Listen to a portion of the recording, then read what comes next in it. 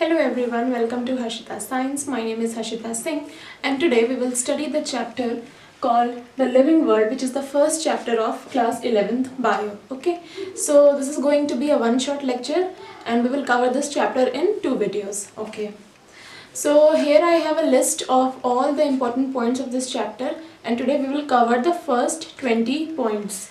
Okay, let's get started. First point is biodiversity. Biodiversity क्या होता है? It is the total number और types of plants and animals present in an area present on our earth. ठीक है, मतलब अर्थ पे कितने टाइप्स और नंबर के एनिमल्स हैं पूरे अर्थ पे, उसको हम लोग कहते हैं कि हमारी बायो की डाइवर्सिटी क्या है. डाइवर्सिटी मतलब चीज़ें कितनी अलग हो सकती हैं और बायो मतलब कि लाइफ. तो लाइफ वाले ऑर्गेनिज्म, लिविंग ऑर्गेनिजम्स कितने अलग अलग टाइप के होते हैं, यही हमें बताती है बायोडाइवर्सिटी. तो करेंटली हमारे अर्थ की बायोडाइवर्सिटी है 1.7 to 1.8 मिलियन. मतलब इतने टाइप की स्पीशीज हमारे अर्थ पे पाई जाती हैं. This is the first point. Okay, and you will most probably find this in the first paragraph of your NCERT. Okay. Second point. Second point is nomenclature. Nomenclature क्या होता है? Nomenclature मतलब कि किसी को नाम देना. अब नाम कैसा देना? स्टैंडर्ड नाम देना. ठीक है, जैसे कि बहुत सारे लैंग्वेजेस है, बहुत सारे कंट्रीज़ हैं, तो हर देश में किसी ना किसी एक चीज़ का, किसी जानवर का नाम, किसी फूल का नाम अलग होता है. तो जब किसी साइंटिस्ट को स्टडी करना है, आपस में कुछ रिसर्च की, उन्होंने डिस्कस करना था, तो कोई देश का साइंटिस्ट कुछ और नाम बोलेगा, कोई देश का साइंटिस्ट कुछ और नाम बोलेगा. तो इस सारी कन्फ्यूजन को अवॉइड करने के लिए हम एक नॉमेनक्लेचर करते हैं, मतलब कि हम एक स्टैंडर्ड नाम देते हैं. Standardised names. अच्छा, तो हम एक ऐसा नाम दे दिए हर एक जानवर को, हर एक लिविंग ऑर्गेनिज्म को ऐसा नाम दे दिए जो कांस्टेंट है पूरी दुनिया में, उसका एक ही नाम है. और वो जनरली हम किस लैंग्वेज में करते हैं? लैटिन. लैटिन लैंग्वेज में हम लोग कहेंगे कि क्यों करते हैं, हिंदी में क्यों नहीं करते, संस्कृत में क्यों नहीं करते, इंग्लिश में क्यों नहीं करते. तो ऐसा होता है कि लैटिन लैंग्वेज को हम लोग कहते हैं कि लैटिन एक डेड लैंग्वेज है. और डेड लैंग्वेज ये नहीं कि मर गई है, ऐसा कुछ नहीं होता. डेड का मतलब होता है कि the language is no longer used, मतलब इसको जनरली किसी भी एरिया के लोग जनरली यूज़ नहीं करते हैं, इसलिए इसको एक डेड लैंग्वेज कहा जाता है. ओके, तो इसीलिए हम लोग Greek is also partly dead language. तो जनरली लैटिन में हम लोग सारे लिविंग ऑर्गेनिजम्स का बायनोमियल स्टैंडर्ड नॉमेनक्लेचर करते हैं, मतलब कि एक उनको फिक्स स्टैंडर्ड नाम दिया जाता है. 2 पॉइंट हो गए हमारे. ठीक है, third point is identification. Identification तो जनरली अपने नाम से ही क्लियर होता है कि आइडेंटिफिकेशन का मतलब क्या होगा.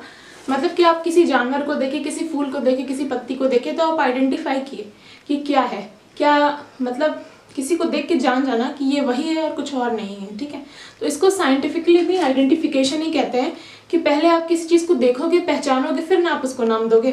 तो ये उसी का एक प्रोसेस है. ठीक है, it's very simple.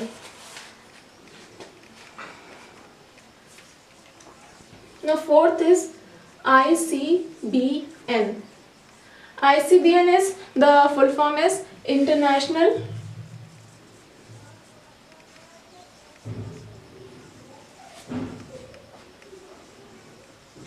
Code for Botanical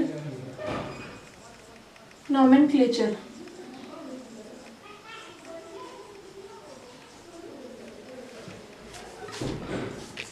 अब देखिए, कोड कंडक्ट रूल. ठीक है, कोड का मतलब हो गया यहाँ पे रूल. मतलब कि बोटानी मतलब बॉटनी, मतलब बोटानिकल से मतलब होता है बॉटनी, बॉटनी से मतलब होता है प्लांट्स. तो प्लांट्स का स्टैंडर्ड नाम प्लांट्स का, उसके लिए जो रूल बनाया गया, प्लांट्स का स्टैंडर्ड नाम रखने के लिए जो रूल बनाया गया है, उसको हम लोग कहते हैं ICBN. ठीक है, और इसी रूल के तहत आप साइंटिफिक नेम्स रखते हो प्लांट्स के. ठीक है, ये हो गया। फिर एक इसी से एकदम सिमिलर है ICZN। अब मोस्टली लोग इसको गेस कर लेंगे कि क्या होगा।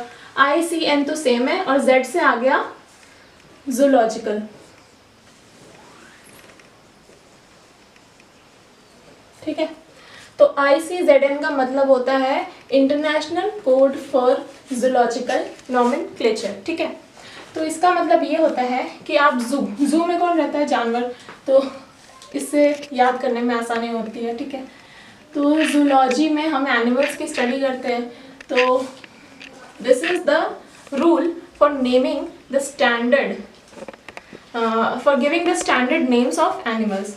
तो ये हो गया हमारा ICBN और ICZN। I hope it's clear. Okay, now the sixth point. Okay, तो हम लोग पढ़ेंगे कि अगर एक हम स्टैंडर्ड नाम रखते हैं तो उसके कितने पार्ट होते हैं। जैसे आपका नाम है, ठीक है, नॉर्मल नाम, जैसे मेरा नाम हर्षिता सिंह है, तो मेरा नाम हर्षिता है, फिर सिंह है, 2 पार्ट्स हैं, मेरा नाम और मेरा सरनेम। वैसे ही किसी जानवर का, किसी लिविंग ऑर्गेनिज्म का नाम रखने के लिए उसमें भी 2 पार्ट्स होते हैं। ठीक है, और जब किसी का नाम रखने के लिए उसमें 2 पार्ट होते हैं तो उसको हम लोग कहते हैं बाइनॉमियल। बाई मतलब 2 होता है, ठीक है, नॉमियल मतलब नाम, बाई मतलब 2, नॉमियल मतलब नाम, और उसके बाद बाइनॉमियल नॉमेनक्लेचर। ठीक है, ओके। अब बाइनॉमियल नॉमेनक्लेचर में 2 टाइप की चीजें आ जाएंगी। एक होता है जीनस और एक होता है स्पेसिफिक एपिथेट। ठीक है, तो पहला पार्ट नाम का होता है जीनस और दूसरा पार्ट होता है स्पेसिफिक एपिथेट। ये आगे हम लोग टैक्सोनॉमिकल कैटेगरीज पढ़ेंगे तो इसके ये क्या होता है पूरी तरीके से क्लियर हो जाएगा। ठीक है, बट अभी जानने के लिए for the sake of just knowing it, हम लोग इसका नाम रख लेते हैं, जान लेते हैं। इसका नाम है पहला पार्ट को कहेंगे जीनस, दूसरे पार्ट को कहेंगे स्पेसिफिक एपिथेट। ये हो गया। अब जैसे इतनी स्पेस है तो इसमें एक एग्जांपल ले लेते हैं, then will rub this example. जैसे मैंगो होता है आम, ठीक है, तो आम is Indian, okay, it is an Indian variety. तो मैंगो का हम लोग साइंटिफिक नाम है मैंजीफेरा इंडिका। इंडिया में से मतलब इंडिया में इसका पेटेंट है, इसलिए इसके लास्ट के नाम में जहाँ से इसका नाम ओरिजिनेट हुआ है, लास्ट में उस कंट्री का नाम या उस एरिया या उस साइंटिस्ट या उस आदमी का नाम से लास्ट वर्ड जोड़ दिया जाता है। तो basically it is Mangifera indica. किसका नाम है ये? मैंगो का। ठीक है, तो मैंजीफेरा हम लोग का क्या हो गया? जीनस। और इंडिका क्या हो गया? Specific epithet. ठीक है, ये इसको स्पेसिफाई कर देगा और ये इसको थोड़ा सा जनरलाइज कर देगा, ऐसे करके याद रख सकते हैं। ठीक है, ये हो गया। Okay, now we have to rub this.